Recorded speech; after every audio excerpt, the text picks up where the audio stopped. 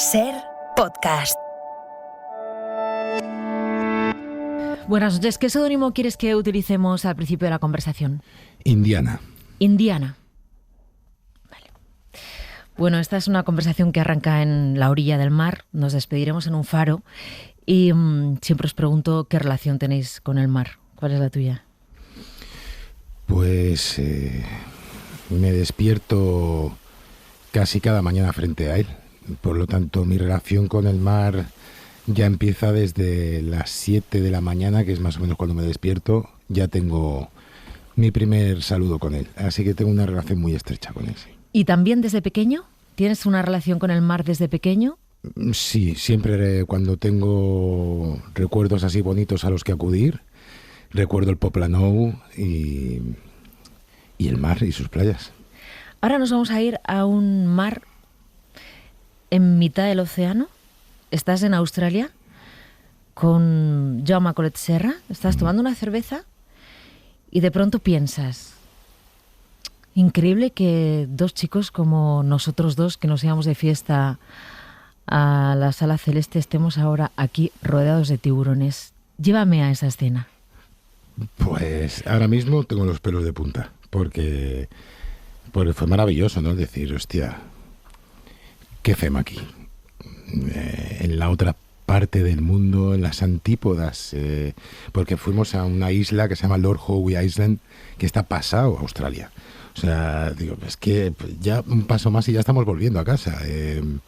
¿Qué hacemos aquí? Y haciendo una película de Hollywood, dos chavales como nosotros, pues fue una conversación maravillosa y esas cosas que uno se va a llevar en esas Polaroids que pasan cuando dejas este mundo, pues yo creo que será una foto, será aquella noche.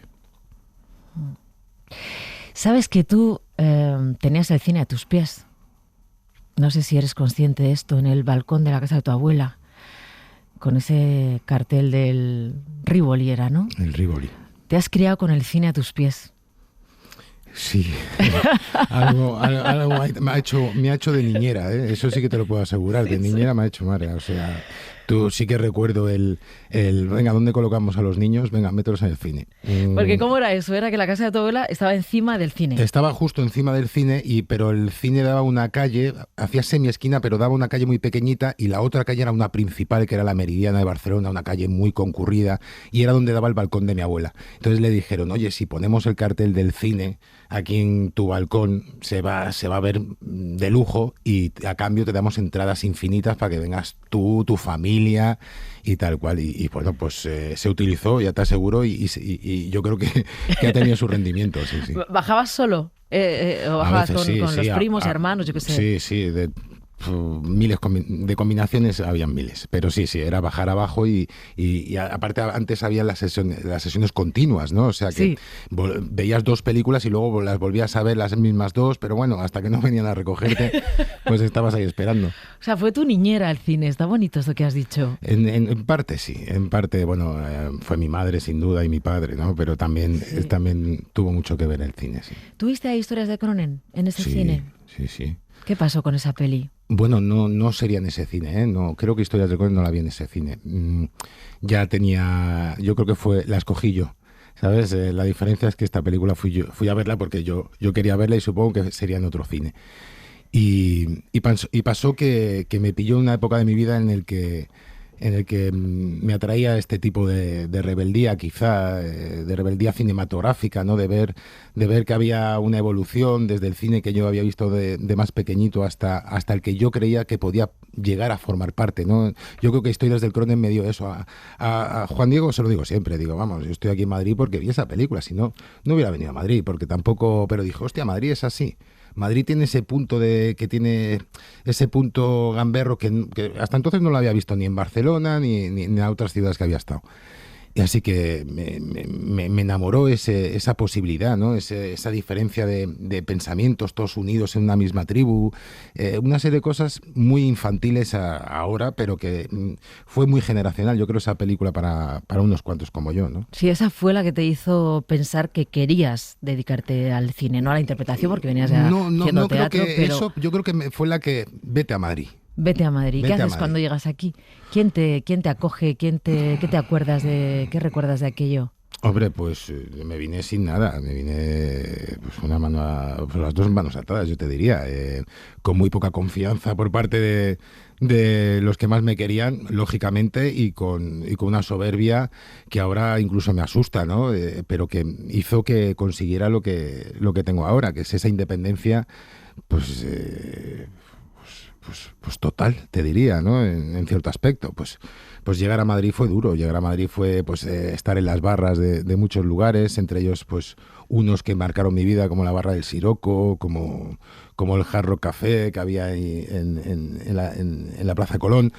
Pues Madrid fue guerrear hasta que llegó Lluís Pascual, hasta que llegó el asistente Pedro Almodóvar, hasta que llegó y poco a poco vas abriendo un camino y te sale por fin una película.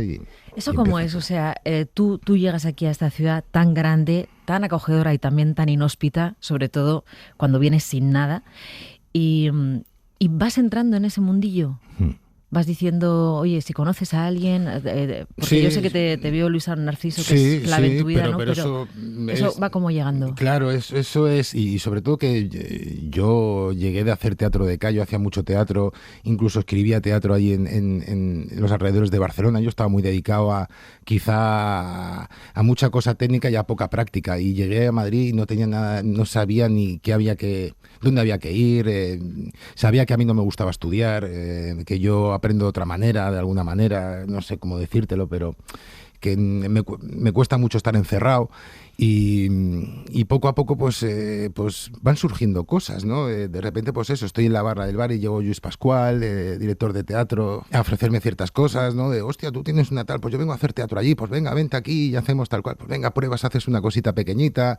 Luego pues Luis Narciso, oye, me dice, trate unas fotos o algo. Digo, hombre, yo he hecho teatro pero no tengo fotos. Y me dijo, pues tráeme como unas fotos, y allí con un amigo que estaba, con Moisés Berlanga y Vicenco, pues dije, oye, compra una cámara de estas de fotos de usar y tirar, nos hacemos 4 fotos, las pegamos en una hoja y tal. Y poco a poco, haciendo gamberradas de tal, pues te vas metiendo en lo que es una cierta industria, no lo sé tampoco cómo llamarlo, pero te vas metiendo en una posibilidad de trabajo de lo que a ti te gusta, que es de representar emociones, sensaciones, vivirlas de otra manera sin tener que sufrirlas.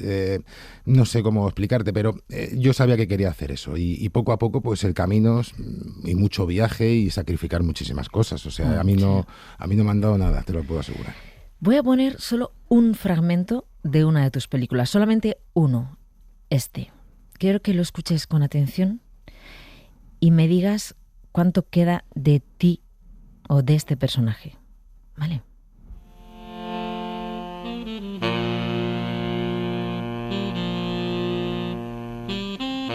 ¿Vas a contestar o no?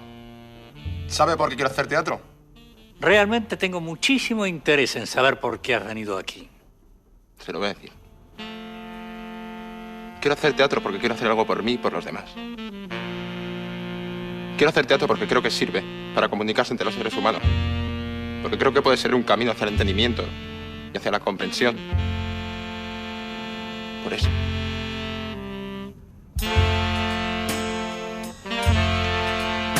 Así que quieres cambiar el mundo. Pues sí. Me encantaría cambiar este puto mundo.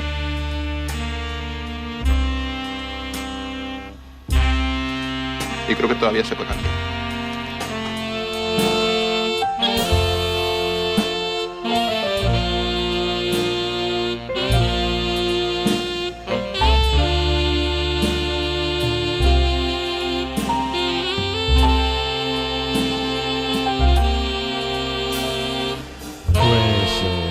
No sé, yo creo que añadiría a esta maravilla, ¿no? de texto de Hachero, añadiría al final, ¿no? El de yo intentaba cambiar el mundo y ahora lo que intento es que el mundo no me cambie a mí, ¿no?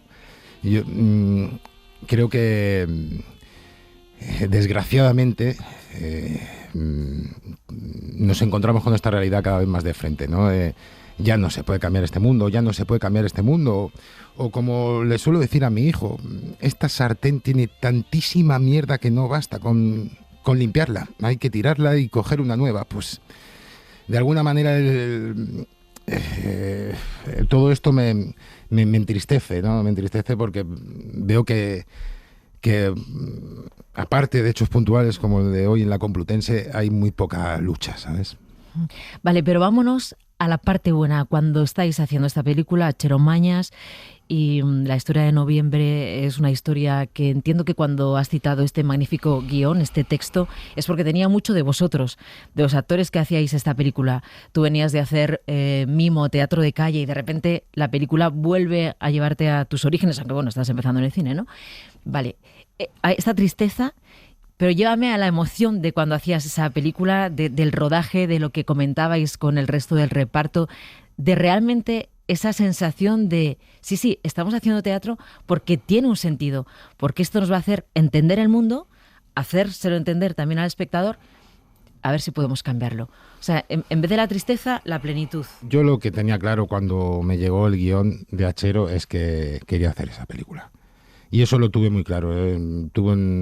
Pocas veces me pasa, pero bueno, cuando me pasa pongo todos los caballos en ello, ¿no? Y realmente leí algo que dije, hostia, me ha parecido entender esto. Esto creo que se explica así, creo que se podría explicar así esto que nos recorre las venas, ¿no? Tiene algo de verdad en esto de que al final el dinero lo corrompe todo, que es lo que más amamos, pero hay algo de métete ahí dentro y intenta poner tu granito de arena. Desde ese momento, mi incapacidad también para quizá disfrutar de las cosas y mi exceso, también te diría, de trabajo en ciertos momentos no me permite disfrutar, por mucho que sepa que estoy haciendo algo que quizá vaya a trascender o que quizá sea más especial. No disfruto ese momento, simplemente me limito a hacer lo mejor posible. Me acuerdo que con Achero hablábamos de eso, ¿no? Cuando me dice, ¿qué? Ahora vete a dormir, descansa, que mañana te espera esto. Digo, mira, Achero, yo ahora me voy a casa y voy a pensar en todo lo que podía haber hecho mejor el día de hoy. Entonces, el disfrutar lo disfruto cuando, por ejemplo, ahora se la tengo que poner a mi hijo, ¿no? Y estoy esperando ahora que cumpla 12 años para decirle, yo creo que ahora ya vas a entender por qué tu padre hace esto, ¿no? También algo de eso creo que hay. Bueno, te diré que esto lo rodamos en Gobierno de Aznar, que nosotros tuvimos muchísimos impedimentos para poder hacer las actuaciones en la calle, porque no nos dejaban ni siquiera pisar la calle. El metro tuvimos que rodarlo en otra ciudad porque en Madrid no nos dejaba el metro de Madrid. O sea, pero a la par, a la contra, el Museo del Prado, fuimos la primera película que entró al Museo del Prado a rodar en la sala de las Meninas. O sea, esa lucha sigue hoy en día de una manera muy extraña, ¿no? Pero que a mí, en lo personal, no me permite disfrutar de, oye, estamos haciendo esto, No, yo me limito a hacer lo mío lo mejor posible y espero que sirva a los que yo quiero que les sirva. A los demás me da igual, la verdad. Luego es que has hecho personajes muy emblemáticos, con unas vidas intensísimas, ¿no? Porque, bueno, se mezcla mucha serie y también otras películas, pero hay algunos personajes que marcan tu trayectoria que son auténticos mitos, probablemente a su pesar, ¿no? Uno de ellos, Camarón. Cuando Jaime Chávarri te da el guión de Camarón, no sé si tú conocías su vida, no la conocías, si habías escuchado a Camarón, si eras consciente del papelón que te caía encima. Entiendo también a nivel de desgaste emocional, enfrentarse a un monstruo como Camarón.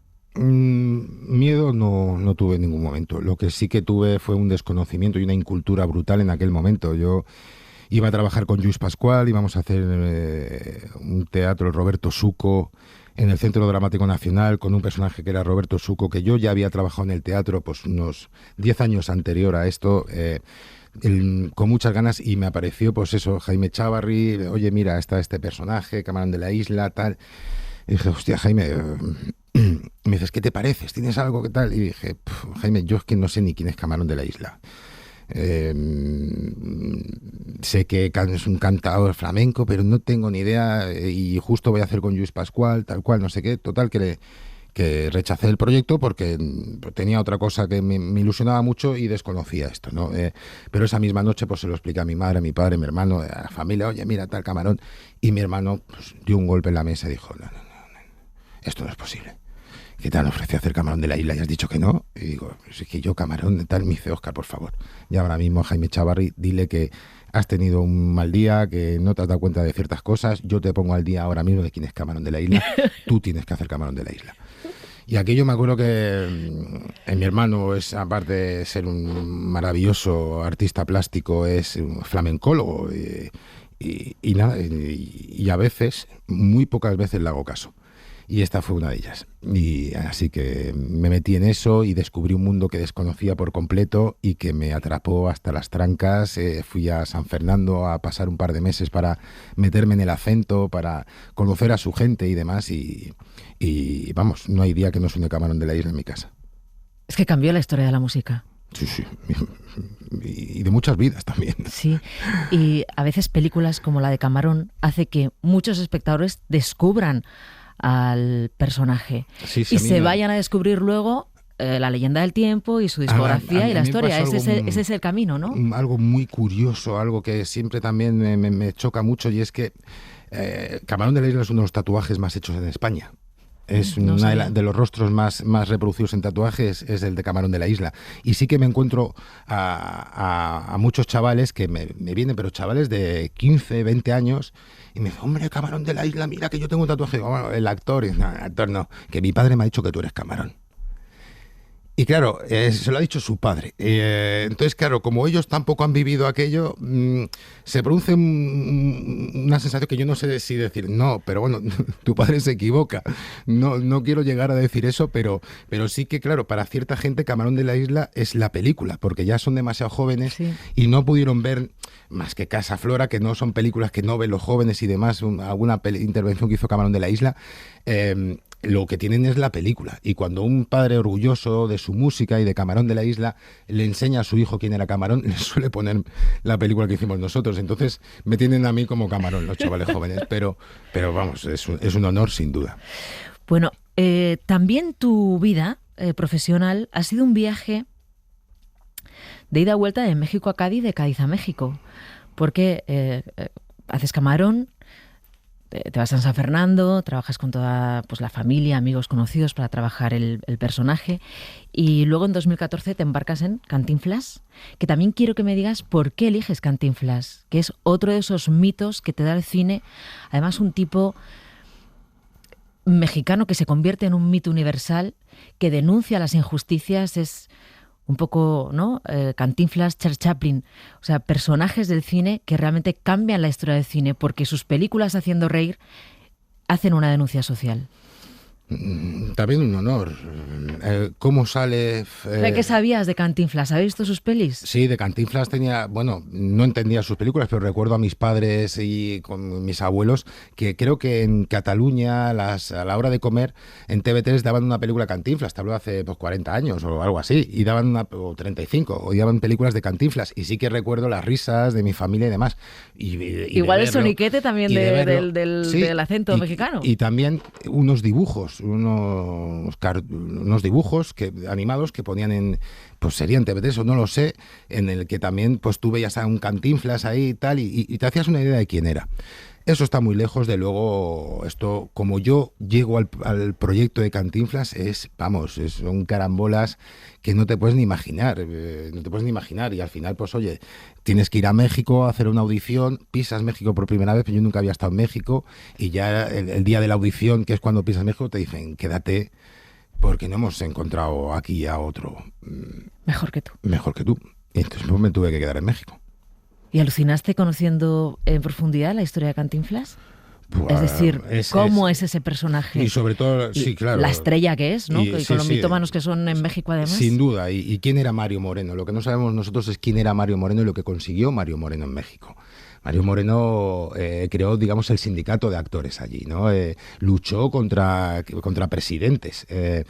Mario Moreno fue un tipo muy interesante, mucho más que Cantinflas. Aquí nos llegó su arte, pero la persona también fue tremenda. Y yo lo que descubrí mucho más allá de Cantinflas, que también descubrí una infinidad de cosas, fue a Mario Moreno, ¿no? Y eran dos personajes distintos. Decía, yo tengo que hacer a Cantinflas, por un lado, que habla de una manera y se mueve de una manera, y a Mario Moreno, que se mueve de otra manera y habla de otra manera. Digo, tengo dos personajes de los cuales desconozco muchísimo, y gracias a Sebastián Del Amo, al director, pues desde que llegué a México, pues te voy a enseñar México, la historia cultural de México, quién era Mario, qué era Cantinflas aquí y demás. Y poco a poco, con los meses, con el trabajo, contraté a un foniatra para que me ayudara con el acento, al imitador, al mejor imitador que hay en toda América de Cantinflas, a Celedonio, para desmontarlo, porque él estaba muy, digamos, era una imitación, digamos, demasiado paródica de lo que se había convertido, pues el recuerdo de todo lo Cantinflas en 3 minutos de show que él tenía. Desmontar eso,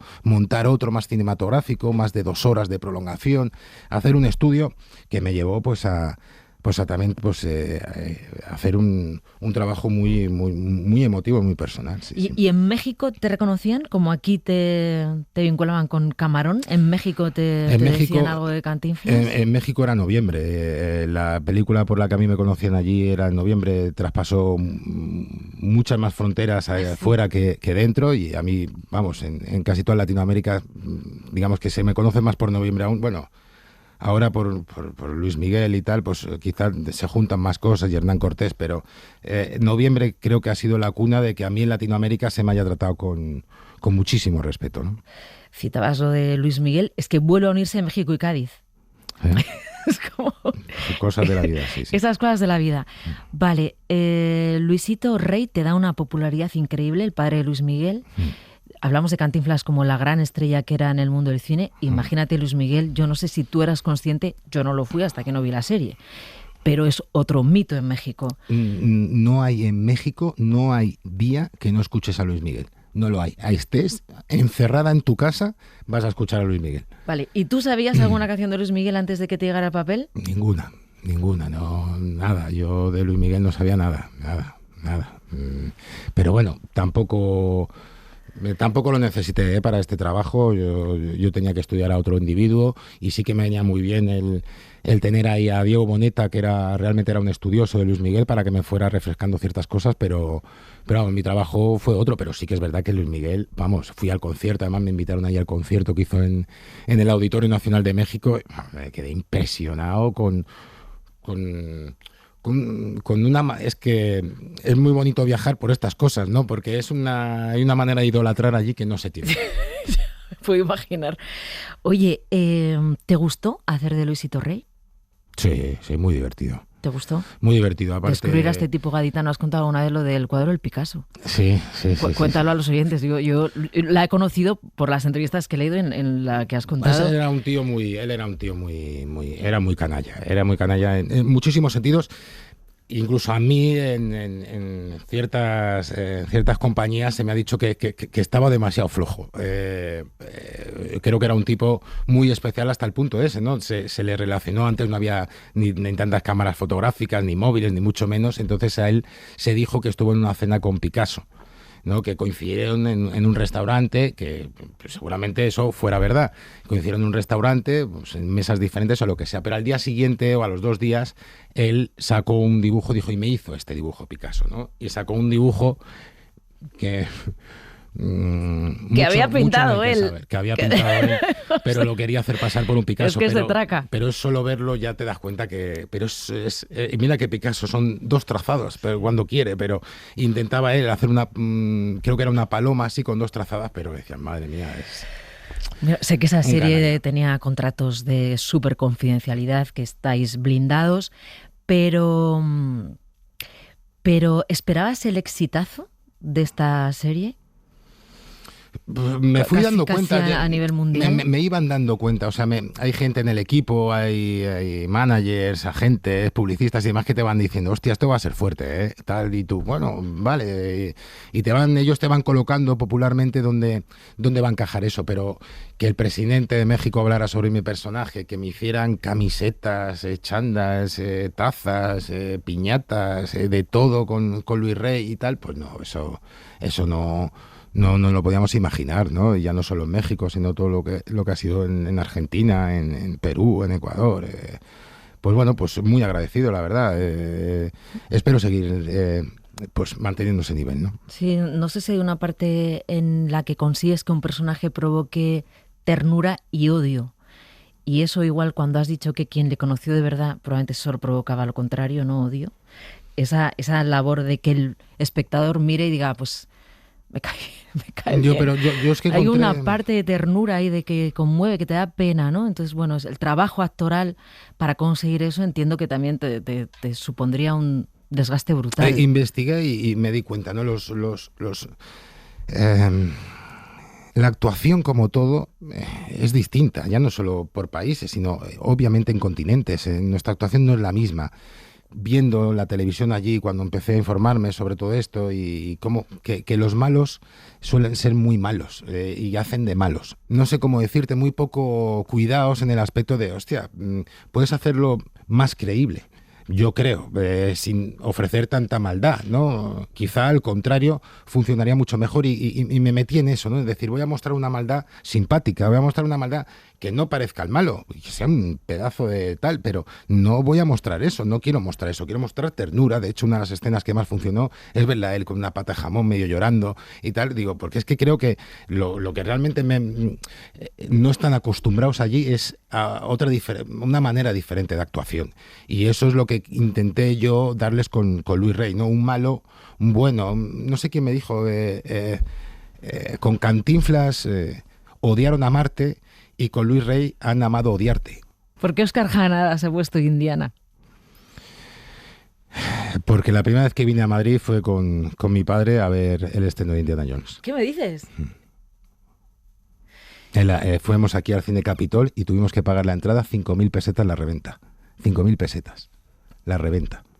O sea, un dineral. Un dineral. Y mi padre vino por trabajo y me llevó, me dijo, venga, vente a Madrid, que así ves Madrid, tal cual. Yo tenía 14 años. Imagínate tú entrando en ese cine con las entradas de reventa pensando que algún día estarías en Hollywood rodando con los mejores y metido en esa industria del cine a lo grande. Sí, bueno, hay que felicitar a Ana, que está nominada ahí como mejor actriz por Blondie, y eso sí que es grande. Es un trabajazo ese también, el de Marilyn Monroe. Hombre, es un trabajazo, y sobre todo ha sido compañera y es una grandísima actriz y se merece todo esto, así que yo muy contento por los compañeros, la verdad. Sí, Óscar, ¿te gusta el mundillo de la industria? Ahora que citas a Ana de Armas y, bueno, pensando en esa gala de los Óscar, esa promoción que indudablemente si aquí te la tienes que comer, imagínate allí.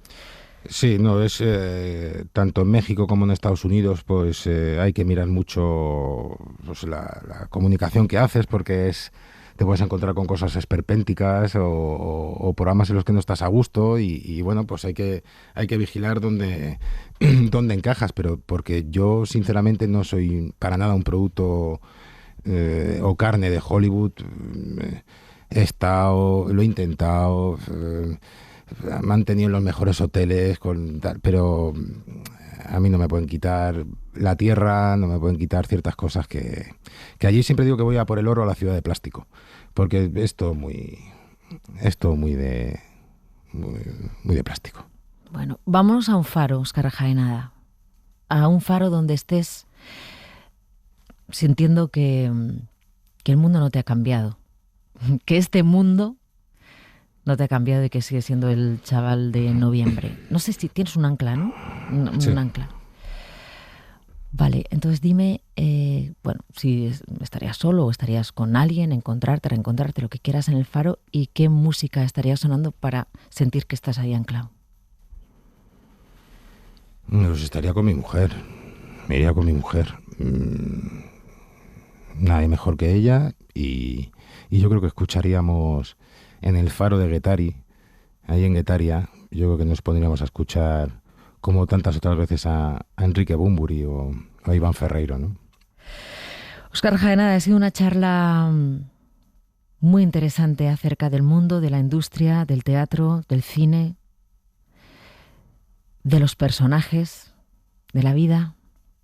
Te agradezco mucho que hayas querido estar aquí un rato en este programa. No, es un placer. Te escucho desde hace mucho tiempo y vamos, y hay sitios en los que uno también tiene ganas de contar, de hablar, y hay muy pocos a los que uno puede ir también por ciertas circunstancias, ¿no?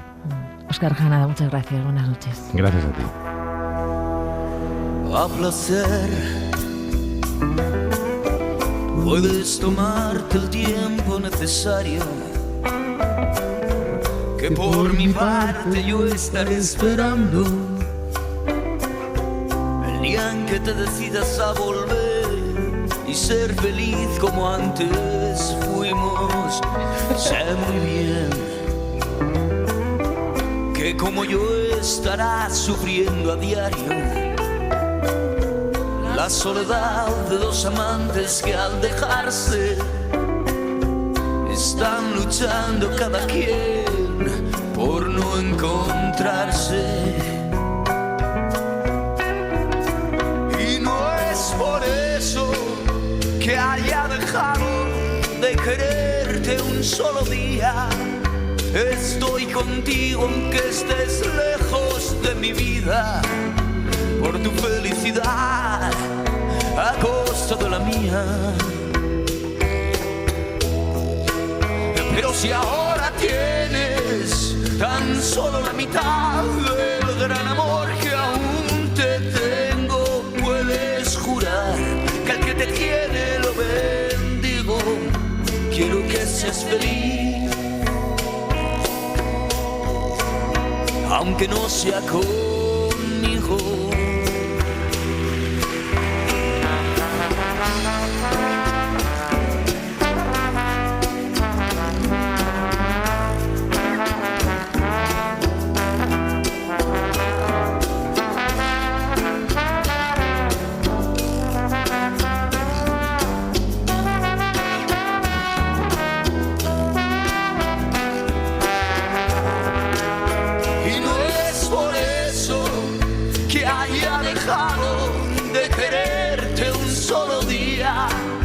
Estoy contigo aunque estés lejos de mi vida, por tu felicidad a costa de la mía. Pero si ahora tienes tan solo la mitad. Suscríbete al Gato Pardo. Todos los episodios y contenidos adicionales en nuestra app de Cadena Ser y en nuestros canales de Apple Podcast, Spotify, iVoox, Google Podcast y YouTube. Escúchanos en directo en la Ser de lunes a viernes a las 2:10 de la madrugada. Aunque no sea conmigo.